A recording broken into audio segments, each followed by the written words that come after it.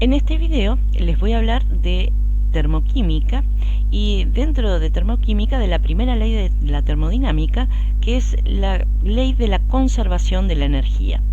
Pero primero vamos a ver algunas definiciones útiles de energía y de trabajo. La energía la podemos definir como la capacidad de realizar un trabajo o de transferir calor, lo cual ya nos va demostrando la interconversión que puede haber entre trabajo, calor, como formas de energía. Y por otro lado, al trabajo lo podemos definir como la energía empleada para mover un objeto. Existen distintos tipos de energía. La energía térmica, que es la que está relacionada con el calor, la energía eléctrica, la energía radiante dentro de la cual encontramos la luz, la energía química, que es la almacenada en los enlaces químicos que unen los átomos en las moléculas, la energía mecánica, de las cuales las más conocidas son la energía cinética y potencial, la energía nuclear. Quizás dos de las energías con las que más estén familiarizados son la energía cinética y la energía potencial. Veamos cómo se pueden interconvertir estos dos tipos de energía. Supongamos que tenemos una pelota en lo alto de una montaña, cuya energía potencial, que es la energía del reposo que tienen los objetos, dependerá de la altura a la que se encuentre esa pelota. Si definimos esa energía potencial como igual al producto de la masa por la aceleración de la gravedad en ese punto y la altura a la que se encuentra la pelota, esa será su energía potencial. Como está en reposo, la energía cinética que tiene esa pelota inicialmente es cero. Si le damos un empujoncito, de modo que empiece a rodar por la cuesta de la montaña, la pelota, al ir descendiendo, va a ir perdiendo energía potencial y simultáneamente, a medida que va tomando velocidad, va a ir aumentando su energía cinética, hasta que en la parte más baja de la cuesta va a tener un máximo de energía cinética, porque habrá ido aumentando su velocidad, y cuando llegamos al nivel más bajo va a haber perdido toda su energía potencial. Por lo tanto, la energía potencial en este punto va a ser cero y su energía cinética va a ser un medio de la masa que tenga la pelota por su velocidad al cuadrado. Esta definición ya la habíamos visto en el caso de las partículas gaseosas, para las cuales podíamos calcular la energía cinética por esta formulita. Entonces, acá vemos cómo la energía potencial que inicialmente tiene la pelota se convierte en energía cinética cuando la pelota llega a la parte más baja de la cuesta. Pero así como se interconvierten las distintas formas de energía, también tenemos una interconversión entre el trabajo y la energía. Veamos, por ejemplo, en este caso, una interconversión de trabajo en energía potencial. Si queremos levantar esta piedra por la cuesta de la montaña hasta llegar a la cima de la montaña, se debe realizar un trabajo. La persona tiene que ejercer un trabajo sobre la piedra para llevarla a esta otra posición, hasta la parte más alta de la montaña. La energía cinética de la piedra, una vez que está en esta parte más alta de la montaña, va a ser cero porque va a estar en reposo, y su energía potencial la podemos calcular como el producto de su masa por la aceleración de la gravedad por la altura. Si la masa de la piedra es de 50 kilos y la altura es de 12 metros, podemos hacer un calculito simple y llegamos a que la energía potencial que tiene la piedra en esa posición, en la parte más alta de la montaña, es de 5.880 joules. Esa energía potencial va a ser igual al trabajo realizado para mover la piedra y llevarla hasta esa posición. Ese trabajo, que lo definimos como igual a la fuerza realizada sobre la piedra por la distancia desplazada por la piedra, es igual a esa energía potencial que ahora acumula la piedra cuando está en lo más alto de la montaña. Si la persona suelta la piedra en un descuido, la piedra va a volver a rodar por la cuesta de la montaña y entonces va a perder esa energía potencial y va a adquirir energía cinética al descender por la cuesta de la montaña. O sea que vemos cómo se puede transformar el trabajo realizado en energía potencial y esa energía potencial después también convertirse nuevamente en energía cinética. Hay una interconversión entre trabajo y energía y entre distintas formas de energía entre sí. Una forma de trabajo que particularmente nos interesa es lo que conocemos como trabajo P por B. Este tipo de trabajo es el que realizan los gases al expandirse o el que se realiza sobre un gas cuando lo comprimimos. Por ejemplo, supongamos que tenemos un gas que está confinado en un cilindro que tiene un émbolo móvil y que ocupa este volumen que está indicado acá con amarillito claro, sobre el cual se aplica una fuerza F aplicada sobre la superficie de este émbolo, haciendo que se desplace el émbolo al aplicar esa fuerza una distancia d. Entonces, inicialmente el gas ocupaba todo este volumen, al que llamamos volumen inicial, y este es el volumen que finalmente está ocupando el gas. Si definimos al trabajo igual a la fuerza realizada para mover un objeto o desplazar un objeto a una distancia d, acá habremos aplicado una fuerza y habremos hecho desplazar el émbolo esta distancia d.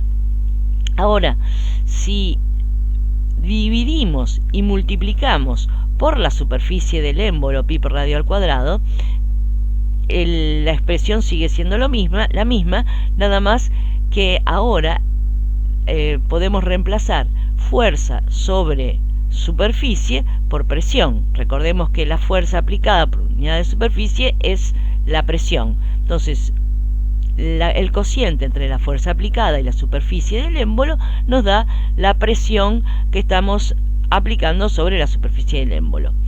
Y por otro lado, el producto de la superficie del émbolo por la distancia del desplazamiento es igual a la diferencia de volumen que ocupaba el gas inicialmente y el que terminó ocupando al final. Por lo tanto, podemos expresar el trabajo como el producto de la presión por la diferencia entre el volumen final e inicial ocupado por el gas, lo que escribimos en forma abreviada P por delta V. Bueno, acá quiero hacer una observación respecto del signo del trabajo. Existe una convención según la cual cuando sobre un gas se realiza un trabajo, ese trabajo se considera positivo. O sea, si el sistema en estudio es un gas y sobre él aplicamos una fuerza y lo comprimimos, como en este caso, ese trabajo se considera positivo. Mientras que si es el gas el que está haciendo un trabajo porque se expande y mueve el émbolo hacia arriba, entonces el trabajo realizado por el sistema tiene signo negativo, es un trabajo que sale del sistema. Esto es simplemente una convención de signos para poder resolver ecuaciones matemáticas de la termodinámica, pero que hay algunos autores que toman la convención exactamente opuesta. Nosotros vamos a tomar esta convención y vamos a mantener esta convención en todo el tratamiento termodinámico que hagamos durante toda la asignatura, y la mayoría de los libros toman esta misma convención de signos que nosotros estamos tomando. Entonces, en este caso, como es un trabajo realizado sobre el gas, porque lo estamos comprimiendo y la fuerza la estamos aplicando desde afuera, el trabajo va a ser positivo.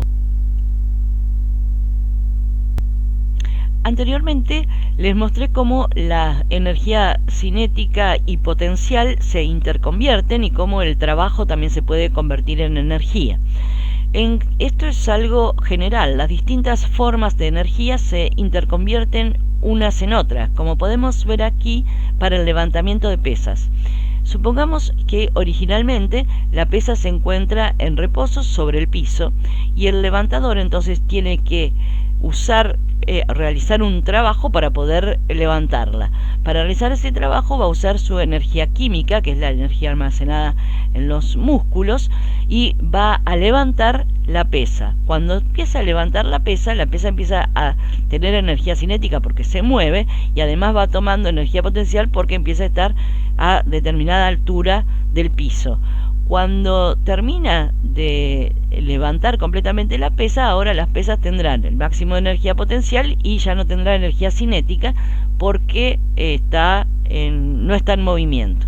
Si después deja caer la pesa va a perder la energía potencial, va a tomar energía cinética, y cuando llegue al suelo, entonces tendrá energía cinética cero, porque también se detiene contra el piso, energía potencial cero, y toda esa energía la liberará en forma de calor.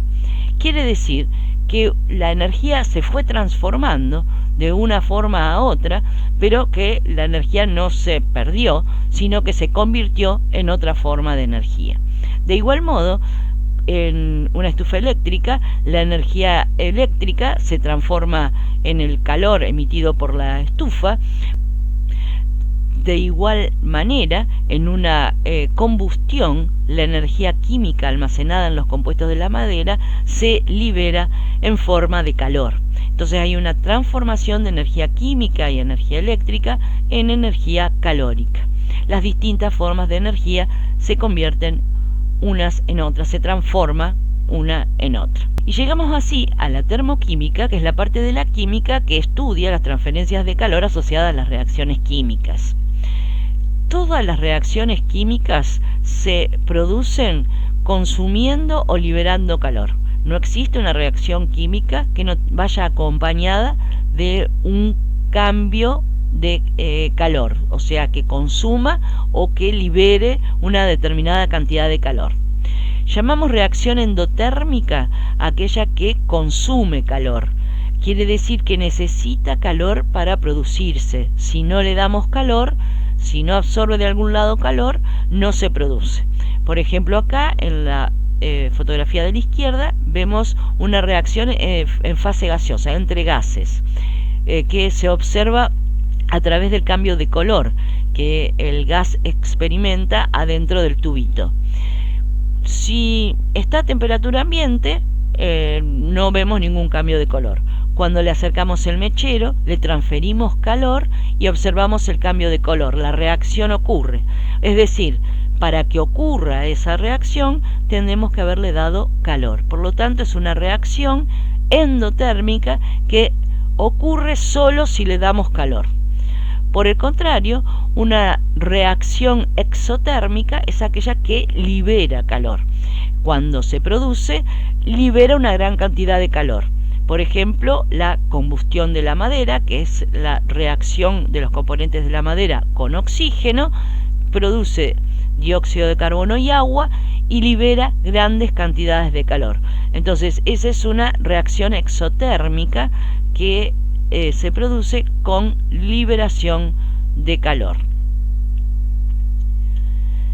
Si lo analizamos en forma gráfica, qué es lo que pasa en un proceso exotérmico y en un proceso endotérmico, podemos ver que si graficamos energía en función del avance de la reacción, es decir, cuando pasamos de reactivos a productos, en un proceso exotérmico, que es el que se libera energía, los reactivos pierden parte de la energía, contenido energético que tenían al pasar a los productos y liberan esa energía en forma de calor. Entonces los reactivos tienen mayor contenido energético que los productos y esa diferencia de energía la liberan en forma de calor. Los productos, decimos, son más estables que los reactivos porque tienen menor contenido energético.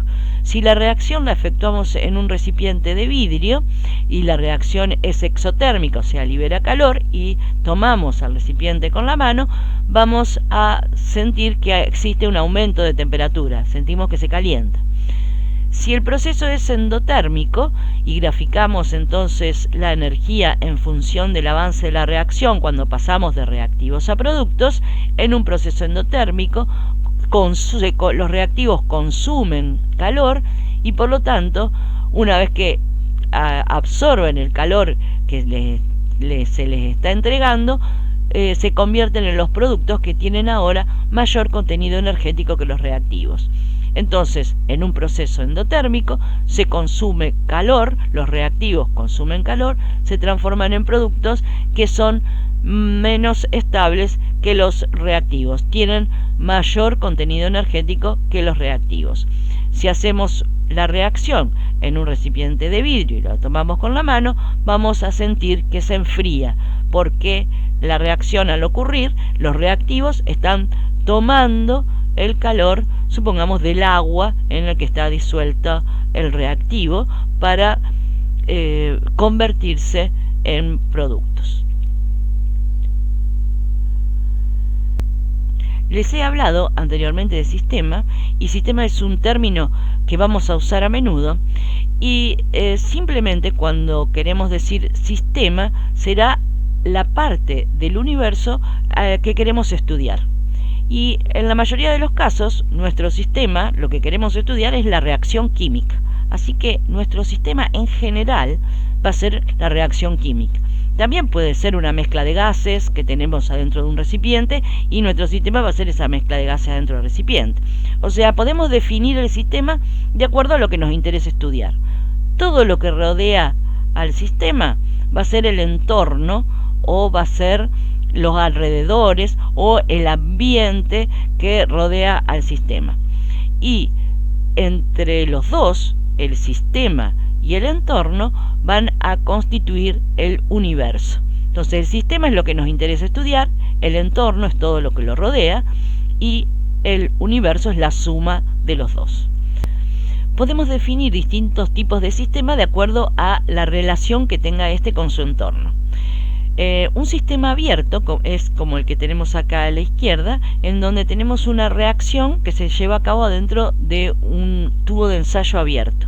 Este sistema, nuestro sistema en este caso, puede intercambiar materia con el entorno porque está abierto el tubo de ensayo, y por lo tanto si se liberan gases o vapores pueden intercambiarse y pueden salir del tubo de ensayo. Y además intercambia calor. Si el tubo de ensayo es de vidrio, puede intercambiar calor con el entorno o con el ambiente. Cerrado, un sistema cerrado, el que tenemos acá en el centro, que es al tubito de ensayo, ahora le ponemos una tapa. Cuando lo tapamos, entonces deja de intercambiar materia con el entorno y solamente continúa intercambiando calor. Entonces los sistemas que intercambian solamente calor con el entorno y no intercambian materia son sistemas cerrados. El sistema aislado es el que no intercambia nada, ni materia porque está tapado, ni calor porque ahora está rodeado por un material aislante que no deja pasar calor a través de él, y por lo tanto decimos que el sistema aislado es un universo en sí mismo porque está completamente aislado del entorno. En esta fotografía vemos un ejemplo de cada uno de los tres tipos de sistemas que les mencionaba recién. En el primer caso, una reacción que se está llevando a cabo en un vaso de precipitados. En el segundo caso, la reacción se lleva a cabo en un Erlenmeyer que está tapado con una tapa esmerilada, y entonces no hay intercambio de materia. Y en el tercer caso, la reacción se lleva a cabo en un termo. Si el termo es lo suficientemente buen aislante y está hecho del material adecuado, entonces estará aislado térmicamente y además tampoco tendrá intercambio de materia con el entorno, lo que ocurra dentro del termo. Y nuestro sistema entonces estará aislado. Como les dije anteriormente, para el trabajo existen convenciones de signos, y también existen las mismas convenciones de signos para el calor. Entonces, esta es la convención de signos que nosotros adoptamos en esta asignatura y que adoptan la mayoría de los libros que usamos en la asignatura, o todos los libros que usamos en la asignatura. Cuando hablamos de un trabajo realizado sobre el sistema o de calor que entra al sistema, ambos los tomamos con signo positivo.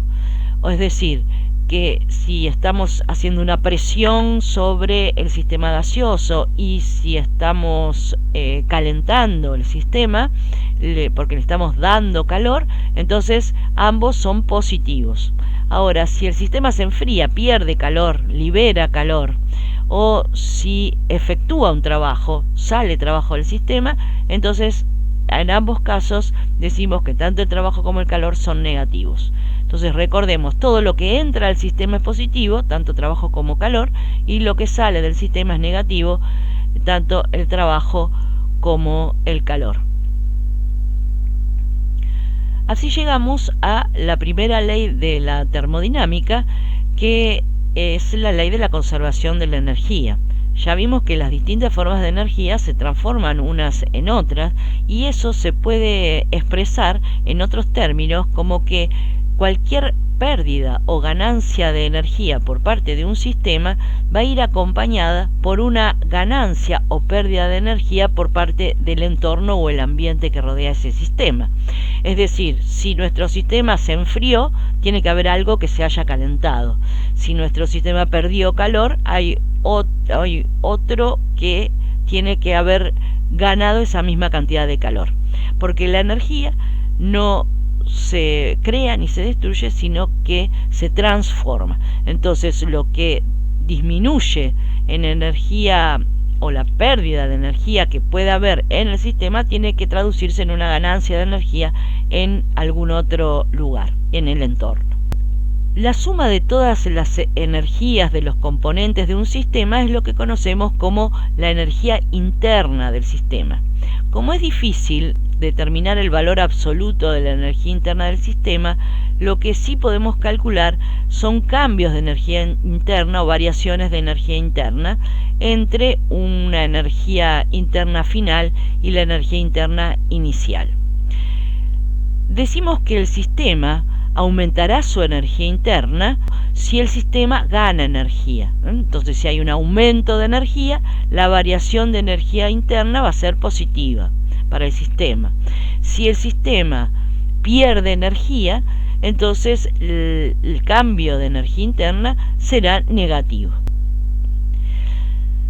Veamos para un sistema que pierde energía. Dijimos, una reacción puede ser un sistema. Entonces, nuestra reacción es la combustión del metano con oxígeno. Esta es una reacción muy exotérmica que, como toda combustión, libera calor. Entonces, partimos de los reactivos, que son metano y oxígeno, y si hacemos un gráfico de energía en función del avance de la reacción, o sea, cuando los reactivos se transforman en productos, como es una reacción que libera calor, los reactivos se transformarán en productos, liberando esa diferencia de energía que hay entre productos y reactivos en forma de calor. La reacción es exotérmica, el sistema tendrá una disminución de energía interna, porque los productos perdieron energía con respecto a los reactivos y esa energía se liberó en forma de calor. Entonces hay una disminución de energía interna. Entonces, en una reacción exotérmica hay siempre calor liberado. Como es calor liberado por el sistema, ese calor va a ser menor que cero, y la variación de energía interna del sistema va a ser negativa porque los productos tienen menor energía que los reactivos. Para el caso de una reacción endotérmica que necesita calor para producirse, por ejemplo, el óxido de mercurio es un sólido estable que, si no lo calentamos, no se descompone en mercurio líquido y oxígeno. Necesitamos entregarle calor. Entonces, cuando le entregamos calor, sí se produce la descomposición. Como tenemos en este caso el gráfico de energía versus avance de la reacción, cuando pasamos de reactivos a productos, entonces nuestro reactivo, que será el óxido de mercurio, consumirá ese calor y usará ese calor para transformarse en los productos. Los productos tendrán mayor contenido energético que los reactivos, habrá un aumento de energía interna en el sistema, entra calor al sistema, el calor es mayor que cero, y porque es calor ingresado al sistema, la reacción es endotérmica. Y podemos definir a la energía interna de una manera un poco más estricta, diciendo que el cambio de energía interna de un sistema es igual a la suma del calor recibido o liberado por el sistema más el trabajo realizado por o sobre el sistema. O sea que la suma de calor más trabajo es igual al cambio de energía interna del sistema. Como los signos del calor y del trabajo pueden ser positivos o negativos, el valor de la energía interna, del cambio de energía interna, dependerá de los signos y los valores relativos que tengan el calor y el trabajo. Supongamos que ambos sean negativos, es decir, que el sistema esté liberando calor y por lo tanto esté saliendo calor del sistema y entonces el calor va a ser negativo, y que el sistema esté realizando un trabajo, y como es trabajo que sale del sistema hacia el entorno, entonces también va a ser negativo. Si ambos son negativos, como el cambio de energía interna es la suma de ambos, el cambio de energía interna también va a ser negativo.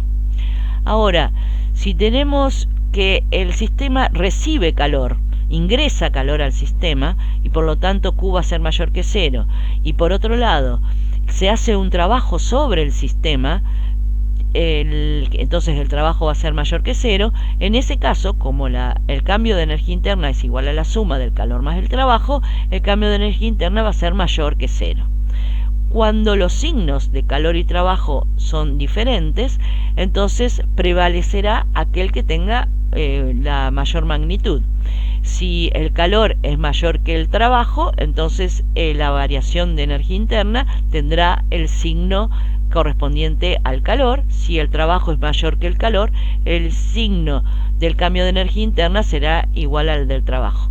Todo dependerá de las magnitudes relativas que tengan el calor y el trabajo y los signos relativos que tengan uno y el otro. Veamos entonces cómo funciona en un caso el cálculo de energía interna para un caso en que el calor y el trabajo tienen signos diferentes. Tenemos que calcular la variación de energía interna de un sistema cuando el sistema absorbe 140 joules de calor del entorno y efectúa un trabajo sobre el entorno de 85 joules. Entonces ingresa calor al sistema y por lo tanto el calor va a ser mayor que cero, y el sistema realiza un trabajo sobre el entorno y por lo tanto sale el trabajo desde el sistema y el trabajo va a ser negativo. Por lo tanto, estos 140 joules de calor son positivos porque ingresan al sistema, mientras que los 85 joules de trabajo son negativos porque es trabajo realizado por el sistema. Como el cambio de energía interna es la suma del calor y el trabajo, lo sumamos con los signos respectivos y nos queda 140 menos 85 joules. Esa variación de energía interna será más 55 joules. Predomina el que tiene la magnitud más grande, que es el calor, 140 contra 85. El signo es igual al signo del calor porque es el que tiene la magnitud relativa más alta. La energía interna es lo que llamamos una función de estado. Y la función de estado es una propiedad del sistema que queda definida por las condiciones del sistema, presión, temperatura, posición, independientemente de cómo se llegó a esa condición. Para entender lo que es una función de estado, que depende solamente de las condiciones y no de cómo se llega a esa condición, veamos qué es lo que pasa con la energía potencial para un esquiador que se desplaza desde este punto inicial a este punto final. Ahora, para ir desde este punto inicial a este punto final, puede hacer el recorrido que está en azul o puede hacer el recorrido que está en rojo, zigzagueando. Independientemente de cómo lo haya hecho, si queremos calcular la variación de energía potencial desde el punto inicial al punto final, lo podremos hacer porque la energía potencial solamente depende de la altura a la que estaba inicialmente el esquiador y de la altura que finalmente tiene en este otro punto. Y es absolutamente independiente de que haya hecho un recorrido u otro, va a depender de la diferencia de altura entre los dos puntos y no del recorrido y del trayecto que haya seguido el esquiador. Por lo tanto, la energía potencial es una función de estado porque depende solamente de la condición inicial y de la condición final. De igual forma pasa con la energía interna de un sistema que depende solo de las condiciones en las que se encuentra ese sistema. Por ejemplo, la energía interna que tiene un vaso de agua a 25 grados centígrados, una determinada masa de agua a 25 grados centígrados, es la misma así hayamos partido de agua hirviendo originalmente o de hielo. Por otro lado, si queremos calcular el cambio de energía interna que existe cuando al agua hirviendo la la dejamos enfriar a 25 grados, hasta 25 grados centígrados, va a ser la misma variación de energía interna que calculemos si en vez de enfriarla directamente a 25 grados, primero la pasamos por el freezer, la congelamos y luego dejamos de congelar hasta que llegue a 25 grados. Esa variación de energía interna entre la condición inicial, que va a ser 50 gramos de agua hirviendo, hasta la condición final, 50 gramos de agua a 25 grados, va a ser la misma, independientemente que lo hayamos dejado enfriar directamente sobre la mesada hasta que alcance la temperatura de 25 grados o lo hayamos acelerado el enfriamiento en el freezer y luego la hayamos dejado sobre la mesada hasta que alcance la temperatura de 25 grados. O sea que el cambio de energía interna solamente depende de las condiciones iniciales y finales y no de la manera en que se pasa de una condición a la otra. Por eso la energía interna es una función de estado. Como la variación de energía interna es igual a la suma del calor más el trabajo, esta suma va a ser independiente de la forma en que se efectúe la transformación, porque se va a comportar de la misma manera que el cambio de energía interna, que solamente depende de las condiciones finales e iniciales. Sin embargo, el calor y el trabajo, independientemente uno del otro, no son funciones de estado.